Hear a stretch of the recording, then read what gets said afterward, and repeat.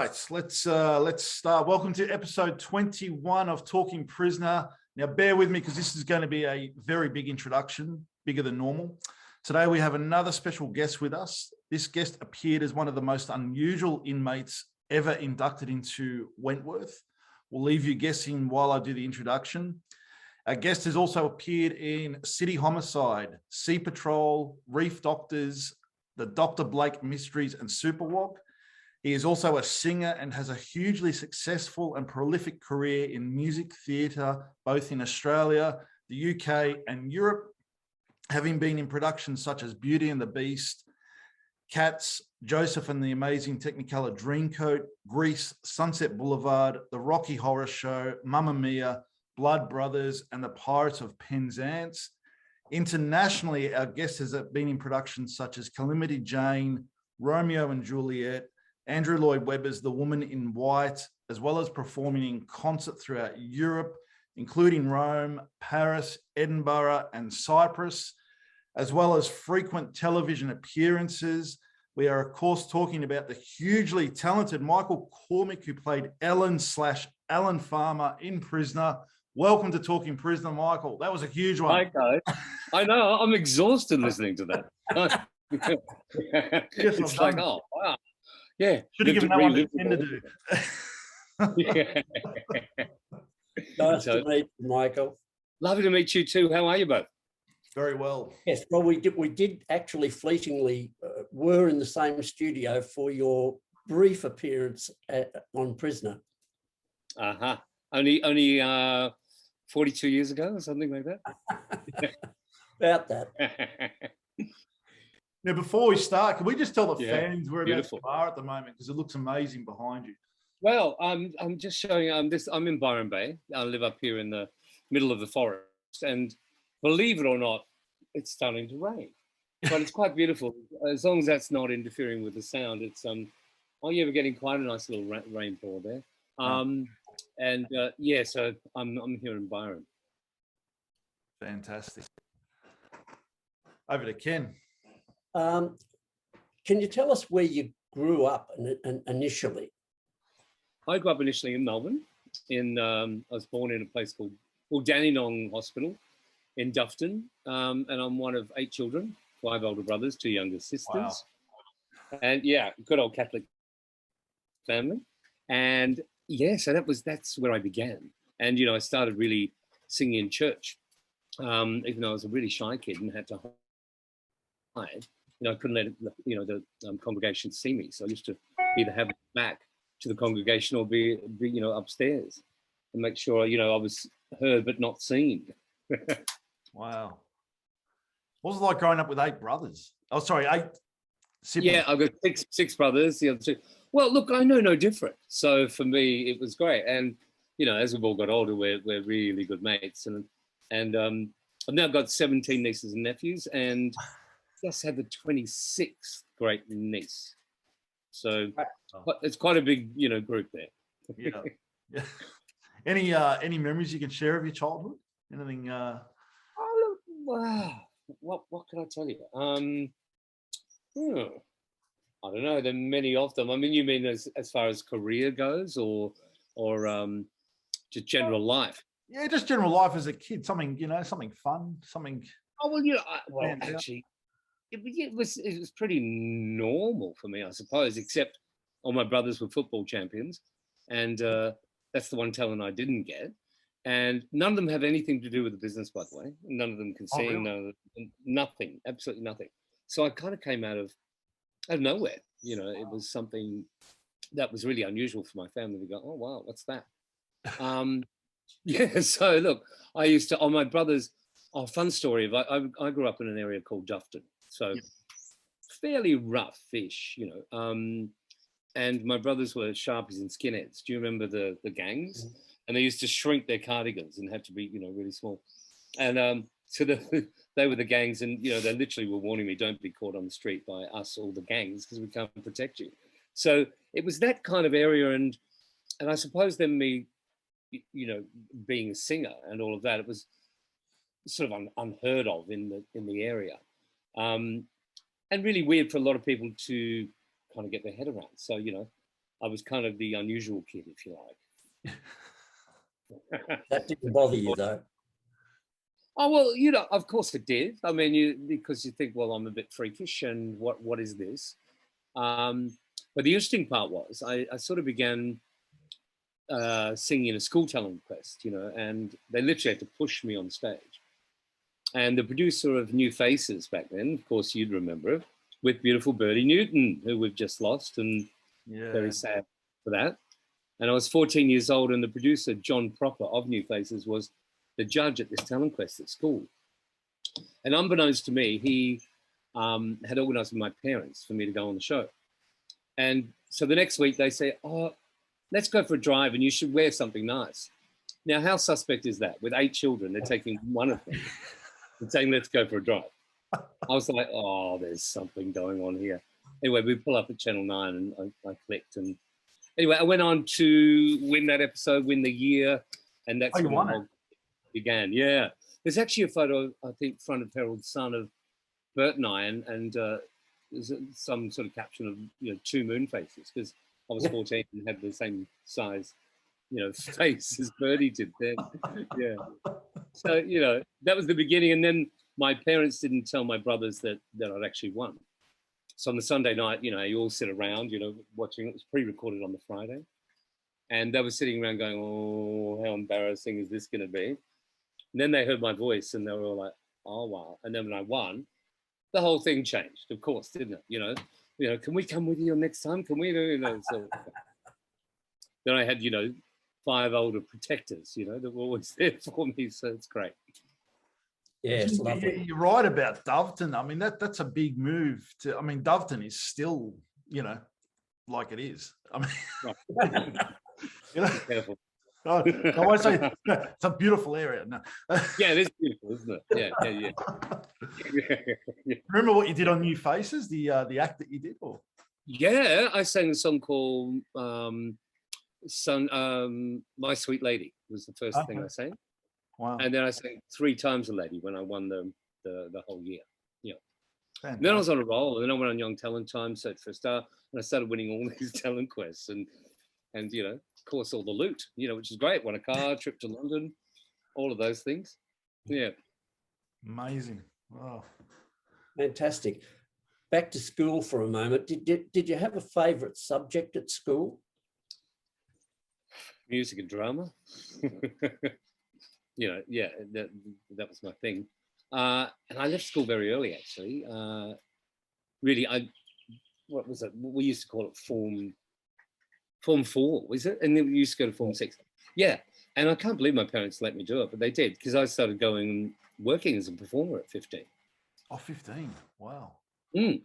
But they knew, you know, that's what I wanted to do. And, you know, the talent was obviously there. And yeah, strange one, you know, because you know, I was talking to my beautiful friend Rachel Beck, who was my Beauty and the Beast the other day, because we were both out there at 15, you know, working really, you know. And I think when you folks see that and knew that's what, of course, you're destined to do, you know, they were there for the journey, which is amazing. Amazing. Speaking of your parents, what did they do for work when you were younger?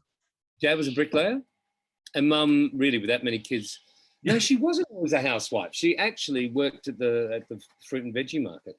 Wow. And all that. And then she was a yoga teacher at one point, and you know, she had many different little jobs going on there.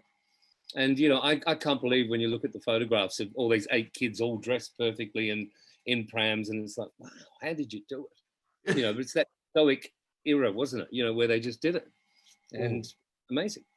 I've got 1 child, and that's enough for me. I can't imagine 8. Yeah, exactly. Yeah, well, I certainly could do it. 8 kids, yeah. I just, yeah, that's a lot. Mind boggles, doesn't it? But it was a different era, and you know, people just did what they had to do. You know, put food on the table, get the kids ready, and done. Yeah, definitely. When did you have some inkling that you wanted to be in entertainment? And what did your parents think? Well, again, I think it was really that time that I stood on that stage at the Talent Quest. I mean, like I said, I sang in church. I got kicked out of the choir because I was too loud. Yeah. And now I think back, I go, oh, okay. The choir master was just going, yeah, I don't want the competition. Yeah. But really, it was one of those, Hollywood moments when you stand on stage and all of a sudden, the first time I had a microphone and then a band, and I walked out and I even shocked myself. It was like, oh my, what is that?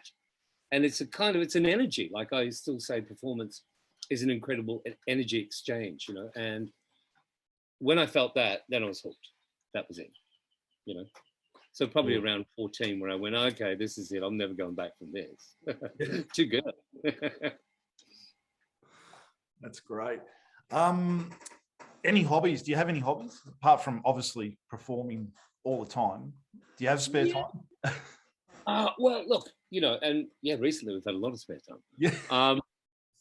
I write songs. I do all that. None of them are any good as yet, I don't think. I cook all the time. That's one of my passions and loves. Gardening, all of that sort of stuff. Anything to do with design. So, all those average, wonderful things people do. But yeah, cooking and entertaining is always good. Drinking wine's a good one.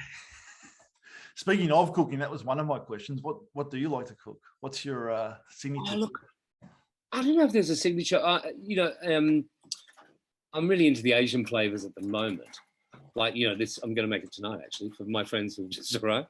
But look, you can't beat a really good, beautiful steak, salsa verde and, duck fat potatoes, which I did last night. And a salad, that kind of simple fare, but beautifully done is the best, and that's the way I love to cook. I mean, it can get pretty complex. As a kid, I used to want to be a pastry chef. Oh, really? As a little kid. And so, yeah, I'm always good at dessert, all that stuff. And because that's about consistency and all that. And you either get a feel for it or you don't, Yeah. So that's my kind of food. Nice. Fresh, simple and beautiful. Yeah. It's a steak for dinner tonight. No, we did that one last night. So tonight's like this Korean barbecue chicken that you wrap it in lettuce leaf, and it's just really delicious. I mean, it's just all about the marinade, really. Yeah. When COVID came along, how COVID? yes, remember? I live in Byron Bay, remember? No, COVID. How did it affect your industry, and how did you adapt? Well, look, the industry is devastating, really devastating, because government really wasn't, I suppose, recognizing that as well, that all our work was completely gone and everything's shut down, as for everybody. Yeah. But every concert, everything that we had booked in or organized was obviously postponed and then put back and then taken away, and now basically cancelled because it's too difficult for everything to be organized and rescheduled. And so for a lot of performers, and of course I've spoken with many over the time, what we do is part of who we are. I mean, that's how we sometimes value ourselves, which is kind of a dangerous thing to do. So when that's dormant or taken away from you, and self-esteem and self-belief become a really difficult thing. So mental health in our industry over this period has been pretty huge. And I've spoken to many people, they just don't know what to do next or how to move that into a new exchange or new energy. So and for me, I've been so fortunate that I live in paradise. So I focused on creation, again, like the cooking, the gardening, being in paradise, being with friends, because we haven't really been in a huge amount of lockdown here. So, and, trying to create new things, future projects, always sort of keeps you on the go. So that's how I've coped. And I have my moments, by the way, like everybody can. I think one of the most frustrating things for performers would have been yes, you're going to be on this date, and then it gets close to that date, and then you're off now. No, it's going to be this date. The constant moving of the goalpost, which would have been really hard on your industry. Really hard, because then again, with that energy of performing, there's almost a build up to those things, and and then when it's taken and moved and shifted, And that's still continuing to happen because all of a sudden it's open, but it doesn't mean that everything's sorted out. Yeah. You know, it's going to take a while for that to settle into what it needs to. You know? Yeah. Like I was saying before, you know, Moulin Rouge, we were in rehearsal for more than 3 months and then had to be laid off, you know, and now I think they're dormant waiting to do an opening. You know, all the kids in Hamilton, you know, just kind of left there and, you know, waiting to get back on the stage. And, you know, they'd only recently opened. Yeah. Yeah, it's you know, for me, it's the younger ones in the business that I feel more sorry for in a way, because they're just establishing and just beginning and that excitement's there. And then all of this has sort of been, you know, hold your horses, you know, and I don't know what they do with their energy, you know, and that's the hard part. Yeah. Was there a lot of help for like in mental health for that industry, for the performing arts? Was there? Well, I assume so, and I assume, you know, it's there for everybody. But then I've had people talk to, you know, trying to get into anybody, you know, to help with a psychologist or whatever. You know, of course, would have been. It's a good industry to have been in during this, right? I mean, you know, and very much needed, and so, you know, I don't think there was any more help than there is for anybody else. But I believe, you know, privately through the MEAA and different organisations that's been set up, so that, you know, they can guide people through this. Definitely. I guess during COVID, a lot of people were able to binge watch TV shows and movies. Have you got a favourite TV show you like to watch? You know what? Look, that's like I don't watch a lot. And when I do, and when I binge, I got into it. I'd never seen The Handmaid's Tale. And so through the winter up here, I light the fire, and then pretty dark though. And I just kept going. I kept getting into it, which was amazing. And then I often take recommendations, and then it depends on who from. You know, you begin something and go, oh, nah, not for me. But, you know, I'll always look at, you know, what's new and what's happening and check it out. It's always during the summer months that I don't tend to even turn the TV on, which is kind of, you know, I'm just in a different sort of creation mode. Yeah, definitely. Can you tell us, and the fans, of course, a bit about other TV shows that you've appeared on? Yeah, well, I've done, look, I've only ever really done guesties. I've never done, you know, a full series, which I'd love to do one day. And it's never too late, is it? You know, that's to all those casting directors out there. It's never too late. You know, I think one of the last ones I did was Dr. Blake, you know, Murder Mysteries with Craig McLachlan. Yeah, I was generally dead in most of them by the end. So, you know, there's one that actually in Sea Patrol I started out dead and then became alive. So, you know, when you go on for a guestie, often, you know, they're short-lived, you know, characters. Unless, of course, like Days of Our Lives, you get brought back as your brother. Yeah, the twin brother. At some point, you know. Yeah. Yeah. But always been, you know, great fun. And it's always a really good learning curve when you come from like a theatrical background. It's a whole different medium to work. You know, there's a great subtlety in, you know, more TV or film acting than there is on stage. Obviously, you know, you've got to be larger than life or projected a lot bigger, you know. So yeah, it's always great, and it's great to do new things and learn. Yeah. In theatre or TV shows, have you worked with any other cast members from Prisoner that you recall? Who have all? Yes, Chrissy Latham. Chrissy Latham. Muddleton. We did a show called Eureka together. Okay. Yeah, I love her. She's a great lady, and a lot of fun. A lot of fun. Carolyn Gilmer. Now I can't remember who she played. What was her character's name? Ellen Smart. Alice Smart, was it? Ellen Smart. Yeah. Oh, Helen. That's right. I've known her for many years. We've done a couple of little concert things together. Who else in there that I would have? Of course, Doreen. We've done a few, you know, concert and things, and that's about it. No other shows. Fantastic. Great cast. Oh, sorry, it's me again. Sorry, I thought it was Ken. Now, we would like to, I'm not sure why I'm asking 2 questions in one time. We'd like to learn a bit about your life as a singer and your amazing musical theatre career. So can you tell us how that all started with the theatre? Well, do you know what? Then after winning those talent quests and went on to about the age of 21, I got a call from a lady called Joan Robinson, and she was casting a musical called Cats.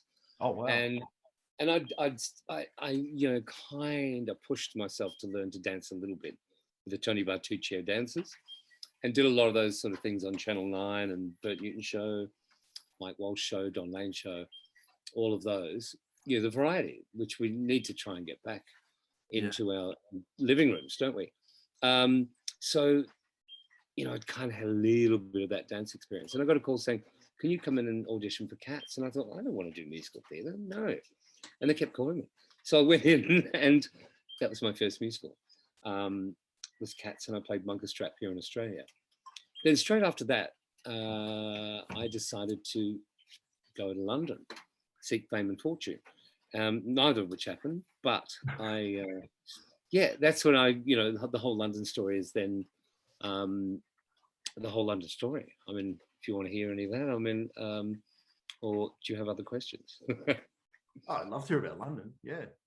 Well, I then first got to London. I was kind of the new boy in town, if you like, you know, the new voice. So one of the first people that I worked with was Andrew Lloyd Webber. You know, I went into audition for Phantom of the Opera as Raoul, and Prince Edward was working for Andrew's company, the Really Useful Group at the time. And he came up to me afterwards and said, yeah, hey, Michael, they loved your audition, and, you know, can you meet with Andrew tomorrow? And I said, well, of course. And so they gave me the address, and I went out and bought a new suit. You know, here I am, 24, and like all excited. So go to Sloane Square, you know, really posh address. And I'm greeted at the door by his assistant, Biddy. And she says, come on up. So we go in the lift up to the penthouse, of course. And I said, Biddy, I need a really, you know, I need a wee, a nervous wee. And she was like, oh, darling, the lavatory's over there. So I went out a wee, then I came out, and she took me into the living room. There was Andrew Lloyd Webber himself on the piano and 10 other people sitting in the living room. And I thought, oh my God. And he said, hi, Michael, what are you going to sing for us? And I said, what? And he said, well, I said, I didn't bring any music. And he said, oh, doesn't matter, you know, do you know this from, you know, Evita? And I'm like, no. Do you know this from Jesus Christ Superstar? No. He named all of his shows. I didn't know any of his songs. I wanted to be a pop star. Anyway, how embarrassing. So everyone's going, oh my God, this kid. And he said, look, well, it doesn't matter. We sort of heard you've got a beautiful voice. Why don't you just sing this? And I said, well, I don't read. I don't read music. So anyway, I was the first person to ever sing, love, love changes everything. Hands and faces, earth and sky, from Aspects of Love, which has now become a sort of huge anthem. So yeah, I was the first person to ever sing that song for him. And then I became kind of a little bit of a muse where he'd write things and I'd record them and, you know, sing like that. So, and I did get the role in Phantom, which was great. But when they auditioned for Aspects of Love, they said I was too young and pretty. Nothing's changed, right? What was it like meeting Andrew? I mean, that would have been a moment you'll never forget. Yeah, of course. And for, you know, young, that's, you know, I was so nervous. And then for him to be sitting there on the piano saying, you know, do you know any of my songs? And I'm saying, no, it was a bit of an insult. Well, I did. I wanted to be a pop star like Jason Donovan. That's why I was in London, not to, you know, join this musical theatre thing. And, you know, it caught me, and that was it from then on, you know. Do you still keep in contact with him, or? No, not necessarily. No, you know, it's one of those things. I suppose you again, we're talking, however many, that many years ago. Yeah, no, we sort of didn't have that friendship as such. It was more that working relationship. Wow. You know what it's like in showbiz. Once you've forgotten, you know, next one comes in. See ya. I can understand why you had to have that nervous P to begin with. Absolutely. Because it's like walking in and meeting George Gershwin for the first time. Indeed. Yeah. And, you know, and then having, you know, all the directors and writers and producers sitting around in the living room, all eyes on you, you know. It's yeah. you played the Beast in Beauty and the Beast. Certainly did. You probably could have got by with playing the Beauty, actually, but and you went on to win a Mo Award. I'd just like to mention to the fans what a Mo Award is.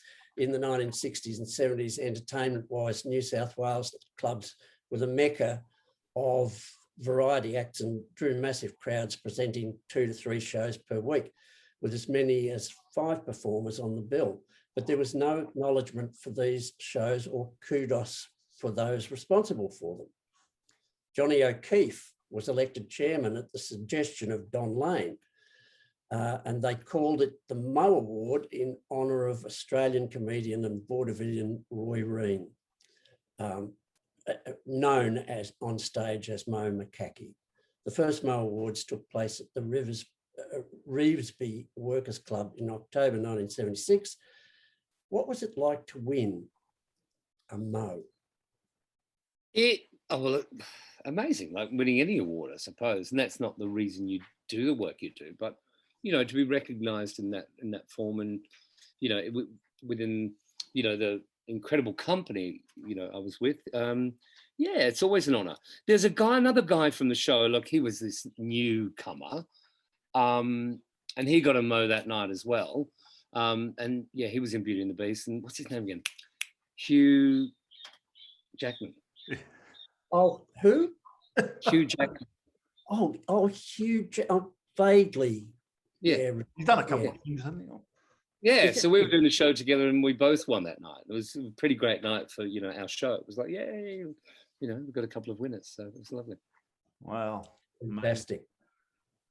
Just going back a little bit, you're talking about variety shows and how we need to have them come back. What do you think about the variety shows back then compared to what's on now, like say X Factor or Australian Idol, those shows that I'm talking about? Yeah. Well, it's a completely different ball game, isn't it? I mean, they're more so, both of those talent quests, aren't they? And like I said, New Faces that we did in our day, or a Young Talent Time. Of course, you look back and they're daggier and they're dated and all of those things, but they were more about the talent than they are now, weren't they? Wink, wink. Not necessarily about the judges, but it's interesting. I love them both. I think it's amazing. And the amount of talent that's coming out is just phenomenal. Yeah. But as far as the variety goes, there's nothing. I'm working at bringing that back because, it's like the old shows where people have a chance to perform and we're watching it on that TV format, in that forum. And it used to be like something a family would gather for, right? And, mum and dad would get the wine and chips or whatever it was, and the family would sit around and watch, this.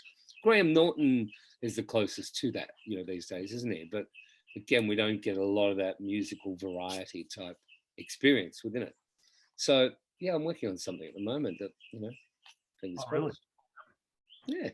Yeah. Can you share with us yet or not? No, there's nothing solid enough, Yeah. Fantastic. Can't wait to see. Now this next thing I'm going to talk to you about was a clip that I watched on YouTube actually last week, and our sincere. Oh no, I thought that one was hidden. No, it's there. Now, obviously, this episode won't be up for a few more weeks, but if we can just pass on our sincere condolences and thoughts to Paddy Newton and Lauren and Matthew in the loss of Bert Newton over the weekend. There was a clip up on YouTube with a live cross in 1995 with Bert Newton and yourself on Good Morning Australia. And it was for Beauty and the Beast. And he said you had the biggest role. After tomorrow night's performance, your name is going to be a lot bigger than it already is. What was it like to get such recognition from Bert at that time, back in 95? Yeah, who was theatre royalty. Bert has been a huge part of my life, really, in many ways. From 14, winning that very first talent quest that he was the host of, to, the last thing we did together was Annie the musical, and a few in between, and Beauty and the Beast, of course, as well. So Bert was always a great fan of mine, as I was of his. him. And yeah, it's, you know, again, of course, that was an honor. He used to always say to me, it's the comic timing. He said, I can't believe your comic timing. That takes a comedian years to learn. And I was like, well, just such beautiful compliments. And he was always, you know, such an inspiration for me. And, you know, what a great man to have to learn from, right? Yeah. Yeah, it's a bit of a sad time for me right now, but, you know, I just send lots of love and blessings to the family, definitely. And also that guy that you were talking about before, Hugh Jackman, was on that clip too. Yeah. I sang at his wedding. How did you get the part on Beauty and the Beast, and what was it like working with director Robert Jess Roth? Can you tell us what it was like performing in that show? Sure. It's probably one of my favorites. In the beginning, they asked me to come in and audition for Gaston, which Hugh played. And because I'd just done, not Grease, what did I just done? I'd just done Joseph. And I played the Pharaoh, Joseph with Tina Arena, and just played the Pharaoh. And so it's got that sort of similar, you know, guy, man image, you know, feeling about it.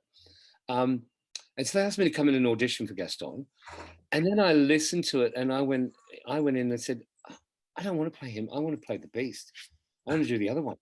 And they're all like, Anyway, so they put the music out. And again, this is a Hollywood moment in my life. Just around the piano, the MD started to play it and I started to sing this song, which I didn't even know. And then by the end, I just went, oh my God. And they all went, oh my God. And we all knew that, wow. That was it. Okay. And so the Americans came out, including David Lee Roth, and apparently they said straight away, we want to take him straight back to America. And our producers here went, no, you're not getting him, we're keeping him. So it was, it really was one of those moments. And my two understudies, I'm like 5'10", my two understudies were 6'2". You know, traditionally the Beast is really tall. So thank God Rachie, you know, is 5'0". So it could work in that way. And I wore very, very high boots. But I absolutely adore that show and I'll always have a really special place in my heart. Apart from the 3.5 hours of makeup in the beginning, every show, because it's all prosthetics glued on, every little piece of it. And if you do a photo session with that, it was amazing because every little piece has to be glued perfectly. So I eventually got that down to 2 hours before each show, because even after the matinee, you know, he turns into the handsome prince at the end, and you know, so then the makeup has to start again.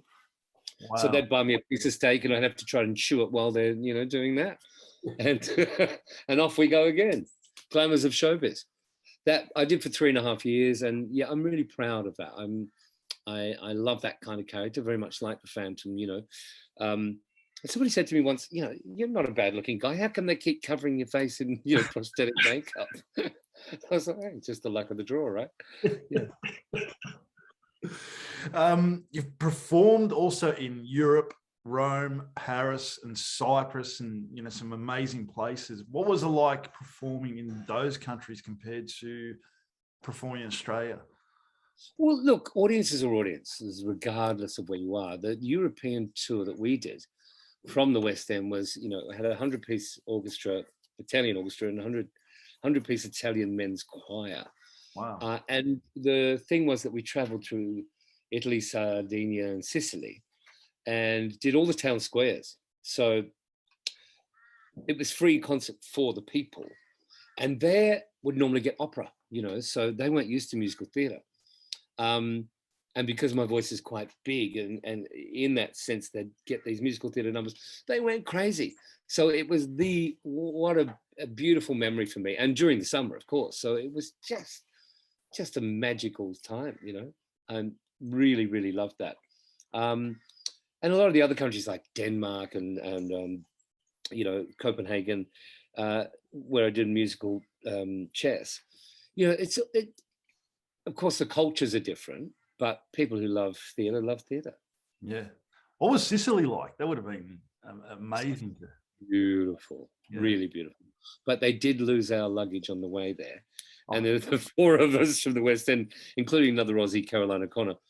it was then a public holiday. So we couldn't get our luggage for 5 days, and therefore nothing was open, because it was holidays. So we had to just keep, swapping T-shirts or rinsing them out and going, you look great today. It was exactly the same clothes. But it was such fun. Yeah, a beautiful memory for me. Right. Matt, we'll move on from... Oh, yes, sorry, we spoke about Andrew Lloyd Webber. That was Ken's question. Now, can you tell us about the Byron Supper Club? What is... I can. The Byron Supper Club is something that I developed last year. And the good news is we're about to do another one in January because, of course, during COVID, all the other plans got, squashed. But what I created is within the Byron Theatre, it's got a gorgeous, it's in the community centre. It's got a great little oval shaped theatre, which has 364 seats. But the seats retract, so it becomes an oval empty space. And I had this idea to turn it into like a supper club. So it's seated at tables, very much reminiscent of, Berlin or New York in that time. And then so you have supper, table service, all of that, jazz band playing throughout the night, and then 5 kind of pop-up acts during the night. And so I did it all in the round, and but I made it really quite theatrical. Beautiful Rachel Becker's My Beauty was in it, Blake Bowden, who has been lead in so many musicals, including Book of Mormon, and myself and an amazing singer from up here, Lisa Hunt. Dancers, beautiful Kelly Abbey, who Kelly Abbey. Wow. She happens to be my guest at the house right now. Really? Yeah. Big star from E Street. Kel, come here for a second. Yeah, so come and say hello. So yes, we're all involved, and Kel did a beautiful number for this show. Just say a quick hello. Oh, you got hello. fans. Lily, how are you? Hello. Thanks for joining. I'm a massive fan of you because back in the E Street days, Oh, and we just spoke with Sean Nash recently. You know Sean? I know Sean, yeah. Yeah. Wow, He was telling us some stories about E Street days with Forrest and all crazy that. You're getting cheap for the price of one. That's a You long smell time. good. I know. That's a long time ago. My goodness. Lovely to meet you. We're talking about Prisoner, which is 42 years ago. 42. Yeah, I don't even look 42, do I? Oh, yeah, right. Yeah. This is a scoop for us. Yeah, this is, a lot of Prisoner fans are also E Street fans and all, everything. Yeah. This was on Sky. Was it on Sky in the UK? What's that, Prisoner? E Street as East well. was East. Oh, E Street. Yeah, E Street went everywhere. E Street is just so hugely popular still to today. Oh, Yeah. Was there a bikie or something on that? I was like a bikie. You're in the bar pub. You're running the pub with Ernie, was it? Yeah. Oh, bikie bar mole. I was a bikie bar mole. Yeah, that jet black hair, didn't you? It was all Yeah. cool. Wow. It's amazing. Lovely to see you. We'll let you go. Nice to see you. Bye. Thanks, Mike. We weren't expecting that. I know, isn't it funny? We just said it out, but she's here right now. Yeah, so Byron Supper Club, yeah, it was a great success. We did, 3 sold out nights. We're going to do it again in January up here in Byron Bay. And I'm really looking forward to, getting back in there and doing it. It's the first thing I sort of produced and created and directed. So, and yeah, we were really proud of it. It's beautiful. Such a great idea. Because, I remember back in probably 15 years ago in Hawthorne, there was a club called Capers. Yes, Capers. Yes, we all performed there. Oh, you prefer? Yeah. Capers was. Well, this is basically that thing of dinner and show, but in a different kind of form, because you're getting, 5 different performances, and I don't think attention spans are that long these days. So when you're sitting there drinking and eating, it's great to go bang for 20 minutes, and then you can chat again and eat and then go back to another show. It's that's what I loved about the format of it. Yeah, it was great. I've been at Capers a lot. I've been there a lot. And I remember once going there and John Stevens was performing, which was completely out of that realm. that whole intimate sitting there having dinner, it was just loud and it was great. But yeah, great idea. There's also a great clip of you on YouTube with Ben Mingay, who was in Packed to the Rafters singing You've Lost That Loving Feeling, a song by the Righteous Brothers. How did that happen? Ben, do you want to come out and tell the story? You got everyone there. He's not here, really. Oh. No. I just said, it's all good. No, we were.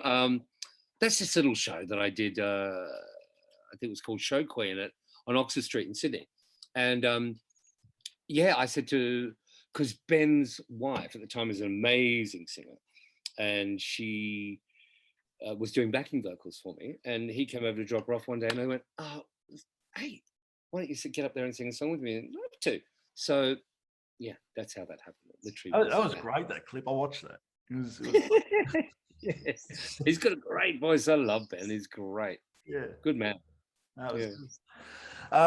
2010, you performed the first Noel at the Melbourne Carols by Candlelight, which is an absolute iconic event in Melbourne. What was it like performing on the Carols?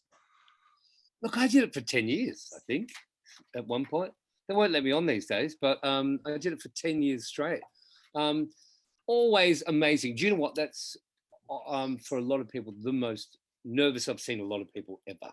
Really? Backstage, people just get like, and you walk out there, for me, it is magical. It is just incredibly magical. I've often done it with Princess Prior, as I call her, Marina.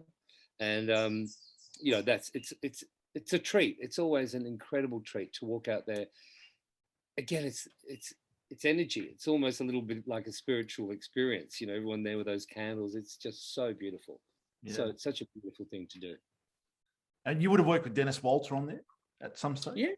Yeah, of course. Yeah. He's great, Dennis. Yeah. You haven't got Marina hiding around the corner there.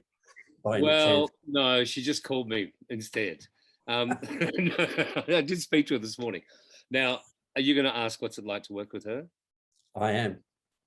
Well, I can't really tell how naughty it is. I mean, she is the naughtiest, funniest, cheekiest ever. And there's the story. I mean, we were doing carols one year, "Oh, come, all you faithful," coming up through the floor, yeah.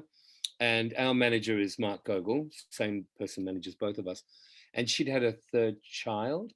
Marina loves to leave everything to the last minute, so she hadn't tried on her dresses, and as she was trying them on, her boobs didn't quite fit into them because of breast milk. So she's then having to, somehow express that. Of course, we weren't in the room, and then try to get the dress done up. So we run into the cage. They're literally saying, "Now, Marina, like now." We are rising through the floor to the nation, all live.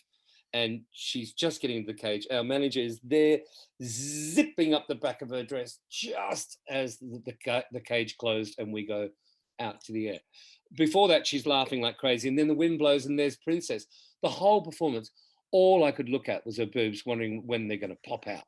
Because they were sitting on the edge. It was like, oh, here we go. I love Marina so much. We have a great connection on stage and just get to laugh. It's just joyous to work with that girl, always. And no wardrobe malfunction. Look, they're still there often. It's Marina. We all know that. Yeah, she always walks out looking like the perfect princess,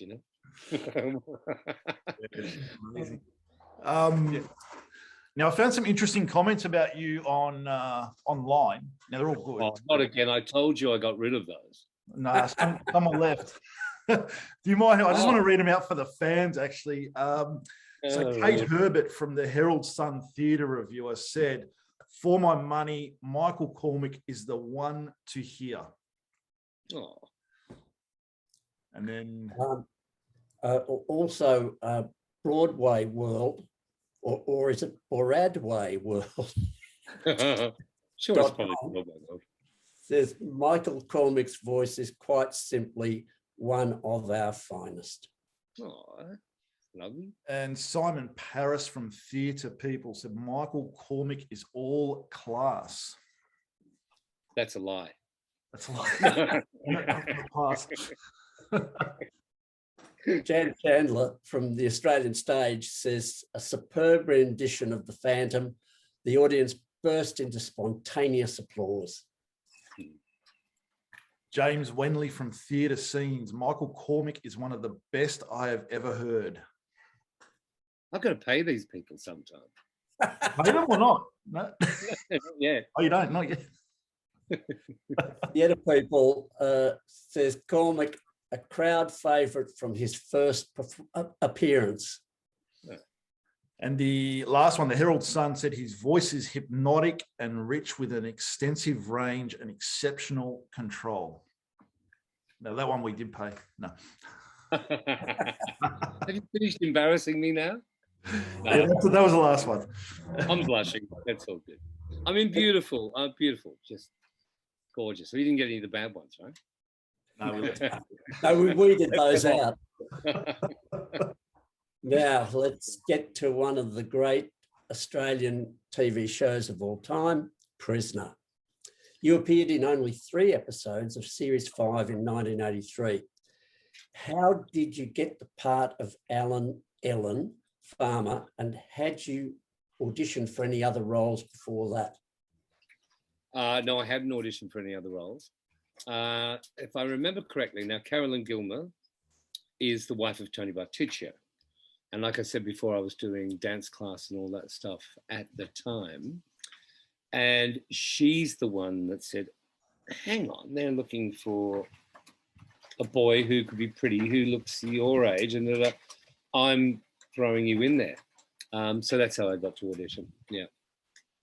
So it's Helen Smart that got you in to Wentworth. Okay. And she's the one that found me in the shower, isn't she? Yeah. I think she had that written into a script, didn't she? Yeah. Had you watched Prisoner before you got the part? Yeah. Yeah. Even though I was pretty young, wasn't it? I mean, but yeah, of course, yeah. Really? Yeah. I've watched it before, totally. Before accepting the part, what did you know about the episodes and story arc over those episodes for you? And well, not a lot, because I don't think it was written by the time I'd accepted it. I mean, there would have been a synopsis. It was quite controversial that whole time, you know, because they had to put it on.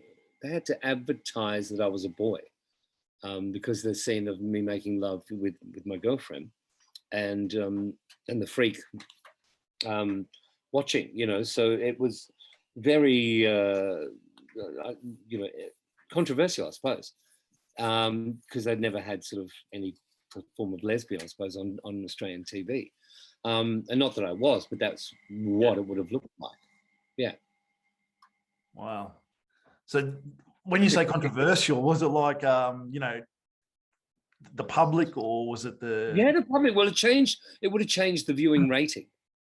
You know, it would have then been rated R, you know, and that means, and no, there was something about they wouldn't let them air it if they hadn't said it's a boy. Oh, really? You know? Yeah. Yeah. Yeah, that's what the controversy was, that they had to announce, because I'm sure the intention was for nobody to know, the audience, and therefore, and to be a surprise, but they had to let the public know beforehand that it was a boy. Okay. And what do you think about that, being found out as a boy when you found out?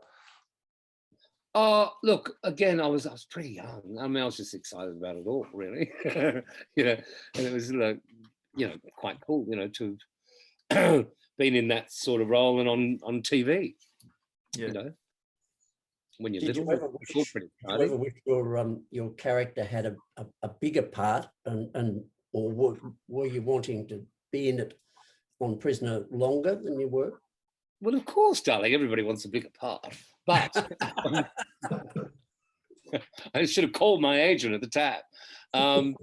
No, yeah, look, you would realize, a role like that just can't continue anyway. So maybe that actually did set up for me later on having to be dead in every other TV series.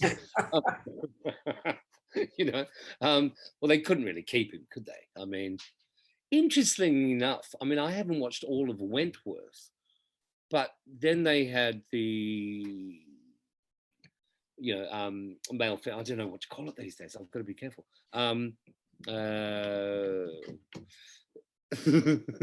The male-female character. Reb Keen storyline. Yeah.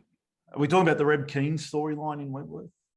Yeah, I haven't seen it, so maybe, yes. But it's because that's all based on the characters of Prisoner, isn't it? Yeah. Yeah, right. So I would assume that maybe that was, this character. But again, I got into prison under false pretenses, and it wasn't intentional. It really was there to look after his girlfriend, Yeah. And when you think about it, really, wouldn't they have strip searched or something? Or something, when you think? Yeah. But it was Wentworth, Yeah. Are you friends from anyone from the show now? Yeah, Caroline's still a good friend. Who else was in there? Yeah, with Chrissy, still, love her. She's great. I'm trying to think who else was around, but the friendships weren't necessarily developed from then. They were later on. Because really I was a kid. Now, my next question is one I basically know the rough answer to. How long did filming your episodes take, and how long were you there for overall? I thought, in memory, it was around 6 weeks or something. In the filming, and probably a lot of it's on the editing floor. But it's, it depends on the schedule, how long you're there for every day. It just depends on the filming schedule and what scenes they're doing. Yeah. Okay, so Alan was the boyfriend of Lainey Dobson, and you had a lot of scenes with Marina Finlay, who we spoke with actually in episode 13 of Talking Prisoner, who's absolutely just beautiful to speak to. What was it like working with Marina? Well, who Marina played? She played for Lainey. Yeah. Oh, she's gorgeous, but I've never seen her again. So, that's again 42 years ago. I'd love to talk to her one day. That'd be fantastic. But gorgeous to work with. Of course, there had to be a safety between us because it was fairly intimate. Yeah. And all I remember is her having to be there for hours with all that tattoos being put onto her body. Yeah. They painted them all on individually. These days it'd just be a sleeve, wouldn't it? You just whack it on or something. But yeah, so that was literally hours. That was like the Beast, and hours of makeup. But she was gorgeous, really gorgeous. Yes, and made my first gig really comfortable. I remember that. She was just really sweet to me and made it easy for me to, feel good about what I was doing. Yeah. I enjoyed talking with Marina because she is an artist in later years, and I like to paint too. So we had something in common there. Fabulous. Yeah. Over to Ken. Miss Ferguson, the freak, was taken in believing that Ellen and Lainey were lesbians, taking a special sort of interest in them and looking at them through the spy hole of the cell door. What was it like working with Maggie Kirkpatrick? And how stupid of me to even say, have you got any friends? And yes, Maggie. I didn't even, because you don't even think, I thought the freak's too scary. But Maggie has been a friend for many years now, and she actually lives up this area, up near Mulholland. At the time, of course, she was iconic, and it was quite scary, for me, and that's why with that whole lesbian and that scene particularly is what caused the controversy. And yeah, Maggie's still a gorgeous woman. I love her. Yeah, she's a good egg. Yeah. Have you? Maggie does a lot. Oh, she did a lot of theatre. Have you ever worked in a theatre production with Maggie? No, we've never actually done a show. Again, you know, concerts and things like that. But she did Wicked for ages, didn't she? Yeah. And I just love to watch her, and you know, I'm also, you know, love to have a little drink with her and a good giggle. What was one of your favourite scenes on Prisoner? Like, who did you enjoy working with the most on Prisoner, if you can remember? Well, again, it's a hard one, isn't it? I mean, you know, because it's so long ago. I must watch it one day. Actually, might be a good idea. Where do I find it? Probably, you know, that whole scene where, you know, the girls find me in the shower and then make me up. You know, I mean, hysterical. If you think about it. Yeah. So, you know, that's probably one of my fondest memories. Yeah. What is that? The funny story that you remember from the show, or do you have any others? I don't know if I have any funny stories that I do remember. I was nervous. I was a kid. You know, it was yeah, probably just mostly nerve-wracking for me. And I loved the people that made me feel really comfortable just about being there. And what was your age at the time? I think I must have been, was I 16, 17? Really? Just a few years. A couple of years ago, 10 years ago. My next question was actually about Caroline Gilmore with that shower scene when Lainey disrobed, and yeah, what was like working with Caroline. So obviously we've spoken about that. So we'll move on to Ken's next question. Right, I've got the tricky one. Maxine tried seducing Alan, very excited that there was an actual man in Wentworth. What was it like filming with Lisa Crittenden? Look, again, great. You know, they were all wonderful, and you know, I mean, these days, even for a scene like that, we'd have to have an intimacy coach, wouldn't we? And you know, in those days, it was just like, oh, here we go, you know, jump on top of you and off you pop, you know, and that's all about just feeling comfortable, and they all certainly did that for me. Yeah. It's an interesting scene, that, because Maxine, she was a fan favorite as a character, but that scene is on YouTube and there is hundreds of comments about how much they hated what she did to your character, because they wanted really to stay longer. I'm going to find that later. Yeah, I'll send it to you. It's really interesting. Please.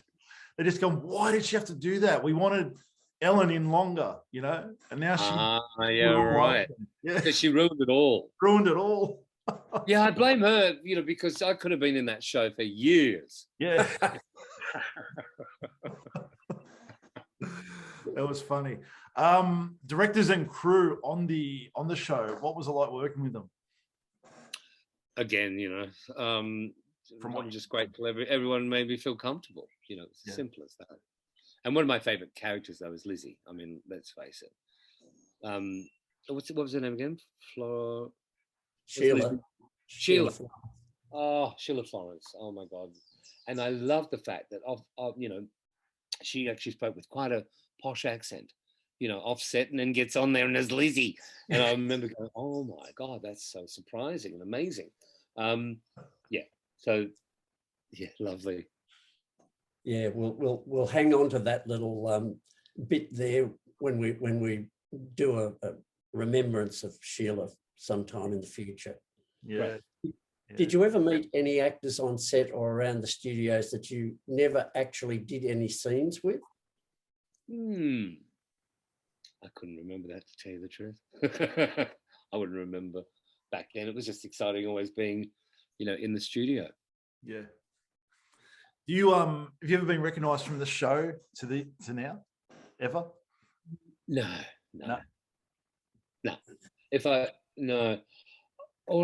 No, I've got a little bit of fan mail from the UK now and then through my agent, but no, I've never been recognised as such. Yeah. I don't really look like Ellen, do I? Maybe. I don't know. Maybe you can buy a blonde wig or something. Yeah.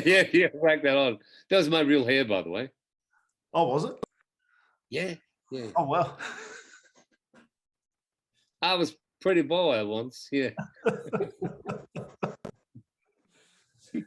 Are you active online and on social media? And do you think it would have been good if it was around in the days of Prisoners so that they could receive instant feedback from viewers? Oh, tricky question. Am I on social media? Yes, I have been. Actually, during the year of COVID, I've kind of gone like that. And not for any particular reason. I just kind of, put my mind and things into other things and into nature. And I know it's a great way for people to connect. Yeah. But I also didn't want to show my beautiful, perfect life, on a lot of Instagram while people were locked down and suffering. Trying to be sensitive to that. And it's been interesting to have a break from that for me. And I'll begin to rejoin the real world in a minute, I think. Whether it'd be great to have instant feedback, well, I'm not sure. I mean, if, because you're trying to create characters there and script writers are trying to, write their storylines. So, I don't know, instant feedback. Do they do that with other shows now, do you think? Do they do that? I think they look at, the comments and things that get posted. I mean, obviously, I'm sure producers obviously look at social media. Of course. Yeah. To see, to gauge, what's popular and what's not. Yeah. But if we didn't have that, then we wouldn't have ended up with the Kardashians. No, but on stage, you actually do get instant feedback. Yeah, right. Oh, well, yes, I see what you're saying. Yeah, but it isn't through a social media platform. No. It's a very different thing. And again, for me, that's about a creation of somebody writing something and creating it. It's like an artist. You want to finish it first, don't you? And then put it out there rather than have an interactive kind of experience. Yeah. Definitely. But that might make a good TV show. If people actually do write in and decide what happens in the script. Could be interesting. That could be a good one. Right? When that works, I want some money for it, okay? You heard it here. We did have a couple of episode breakdowns. I'm not sure if you'll remember much about the scenes that we're going to mention. The first one was episode 354, which was written by Wendy Jackson and directed by Steve Mann. The cameramen were Ken Mulholland, Wayne Lavender, and Barry Pullen. So it was your first episode, being inducted by Meg Morris, and then you're taken to the cells. You meet Helen Smart, played by your friend Caroline, and we discover what the relationship is between you and Lainey. Do you remember much about shooting the scene with Elsbeth Ballantyne at the time? No, I must say it was probably one of the first scenes I shot, and I would have been just incredibly nervous. Yeah. Did I have a breakdown? Did you say? You'd probably actually have to question, though, really, when she was checking me in, wouldn't I have been showered? Yeah. Anyway, yeah, something like that. Especially, weren't we in for the possession of marijuana? Yeah, it was drugs. Yeah. Right. Okay. Interesting. I'm just questioning myself. Don't you think there'd be a bit of a strip search? But hey, it's TV. We can get away with it. Yeah. Episode 355 was written by Andrew Kennedy and Billy Morton, directed by Kendall Flanagan. The studio cameramen were Wayne Lavender, Peter Hind, and myself. You next appear in episode 355. We first see you in the rec room with the other inmates. Nola sarcastically asks you and Lainey, would you like to buy anything, like maybe a double bed? Miss Ferguson, the freak, then comes in and tells everyone it's lock-up time, and with a hint from Nola becomes aware that Alan and Lainey are lesbians. And looks in on them after lights out, of course, well, as you do. The next morning, Lainey asks Miss Ferguson if it is possible for them to shower after the others, and she sarcastically replies that she'll run a bath for both of you. You are then discovered by Helen. The rest of the episode is spent trying to keep the officers from discovering Helen is a bloke, including Helen putting makeup on you. Your identity is then uncovered due to Maxine making a pass at you, which leads to you being discovered by Mrs. Morris. You're then taken to see the acting governor, Colleen Powell, who's furious with both Alan and Lainey and demands to know who else knows about this. And Mrs. Powell then decides to throw Alan in isolation or under the bus or somewhere while she contacts Mrs. Davidson, and then Alan is chucked out of the prison at the end of the episode. What was it like going through all that, having makeup put on and working with all the other cast members in the shower and rec rooms? Well, I suppose that's one of the memories that I do have, was them, Caroline having to put on the makeup and all the girls gathering around, and don't you think he looked far worse after the makeup? I mean, I would have thought, oh my God, where'd you get that makeup? If I was any of the crews, I would have gone, well, you look like a boy in makeup now. Again, the storyline was pretty fantastic, and everyone made me comfortable. They made me feel good, and it was interesting and fun. I remember it being a big giggle, at that point, and that's why, all those comments from the Freak. That's why, again, they had to announce, it's a boy. Yeah, wow. I never knew that. That's interesting. Yeah. Okay, so last episode before we just get to the fan questions is 360, which was written by Ian Smith, directed by Lex Van Oz, and the cameramen were Ken Mulholland, Wayne Lavender, and Peter Hind. So this is your final episode when Judy Bryant visits your home to discuss Lainey and inform you that she poured caustic soda on herself. Alan wants to see Lainey, which is what Judy is hoping he'd say, as their little stint has embarrassed the department. Judy wants Alan to tell everything from the minute they were booked to the minute he was thrown out of Wentworth. In a scene later in the episode, Judy brings Alan into Wentworth to see Lainey, but it's more of an opportunity to disgrace Ted Douglas from the department over the debacle with Alan when he visits a prison to see Mrs. Davidson. Judy blackmails him into the tattoo removal program for the women by saying that Alan will have to sell his story to the papers, leaving Mr. Douglas no choice but to agree. Now, do you remember working with the late, great Betty Bobbitt and, of course, Ian Smith, who actually wrote that episode? Yeah, well, absolutely. Betty Bobbitt, gorgeous. And actually, thanks for telling me what happened in the end, because I couldn't quite remember when we were coming to this. So they threatened them. All right, okay. So I remember the scenes I remember the apartment was in St Kilda where we actually shot it. And later on in my life, I had friends that lived in that apartment. So that was quite... Oh, really? Yeah. I thought, I don't know this apartment. I went, hang on. I filmed Prisoner here many, many moons ago. Oh, wow. Yeah. That's cool. Yeah. Funny where life takes you, right? Turn that dinger right. Thanks for being a good sport. Oh, pleasure. Now we come to some fan questions. The first one is from Cole Taylor. Did Michael think it was ridiculous Alan would have got through even the induction without being discovered, particularly as new prisoners get searched and have to see the nurse? I know anything is possible in a soap, and it was work, but really, I don't think Cole's expecting a reply to that. Well, look, it wasn't until at the time, of course it was believable. Sorry, I've got to plug you in. To me, it had to be believable.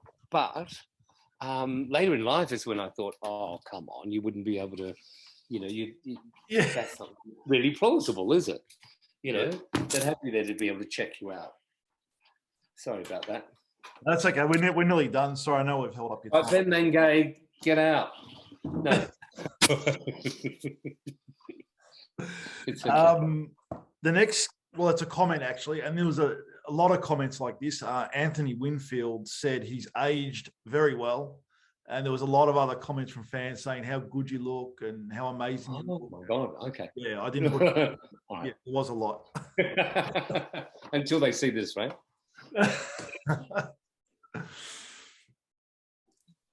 Luke Smith says, makes again a comment. I know Val wasn't happy, but I think, blimey, you are getting paid rather well to do it. But her escape was brilliant and nice to see Sydney locations. So I think that statement was all about Val. Not too much about you. Yeah, it sounds like it. Yeah. Val Lehman, where she spoke to us actually, she told us she didn't like the storyline, so she wanted her character to be sent somewhere while that story was on. I didn't know that. That's fantastic. Yeah, don't put me in it. Get me out of here. Yeah. You made the top dog leave Wentworth. Yeah. Oh, that's great. Nicky Chicky, I hope that's pronounced right. I think he did the role very well, bearing in mind this was the early 80s, and at that point it was the start of what we have now. They, them, non-binary, perhaps the end of a homemade era of tattoos, definitely ahead of its time, that storyline. I knew that. That's why I took the role. Yeah. No, I'm kidding. That's what I was saying before about, being transferred now to Wentworth. Yeah. And again, brave and controversial. Yeah, definitely. Robert Ivory Believable, says, questionable, but controversial, definitely. Robert Ivory asks, was his character originally meant to be in the prison longer? Not that I know of. It's only because she, no, it's all her fault, trying to seduce me. No, I'm kidding. I don't think so at all. I think that was the plan, in and out. Yeah. Steve Bellamy said, what research did Michael do for this role? I couldn't imagine at the time of 1982 and 83, there wouldn't have been much material of men being mistaken for women in a prison.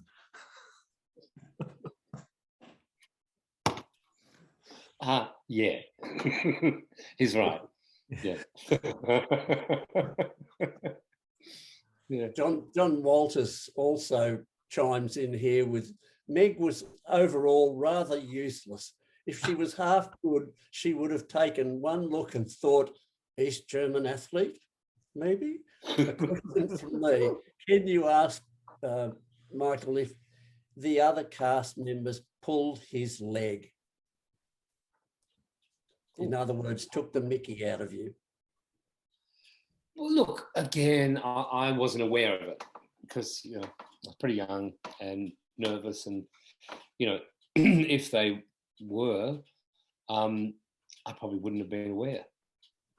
Yeah.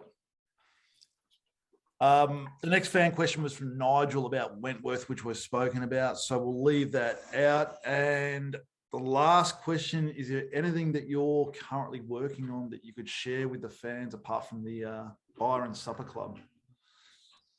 Apart from Byron Supper Club, I'm about to do something quite interesting for Sydney Festival, which will be on in January, and it's called Queen Lear. And it really celebrating, it's done at the Hordern Pavilion, and I don't know how much I'm allowed to say about it now because it's being written as we speak.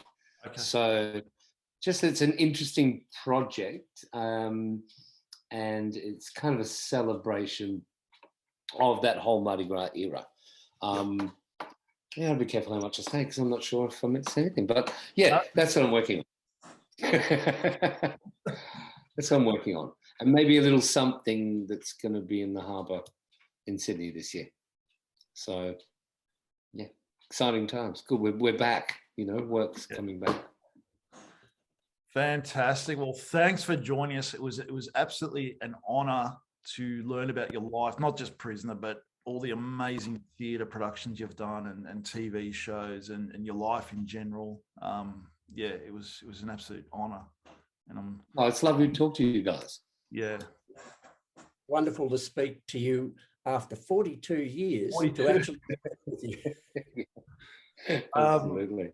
So that was episode 21 of Talking Prisoner. So thank you for watching. If you could please subscribe to our YouTube channel and share our videos where you can, and also like our Facebook page. And this episode of Talking Prisoner is also available all over the podcast platforms, including Spotify, Google Podcast, Apple Podcast, iHeartRadio, and all of them are available on the talkingprisoner.com website. It's been an absolute pleasure. That's a wrap. Thank you, guys. Thank you so much. Thanks, mate. That was great. That was really good.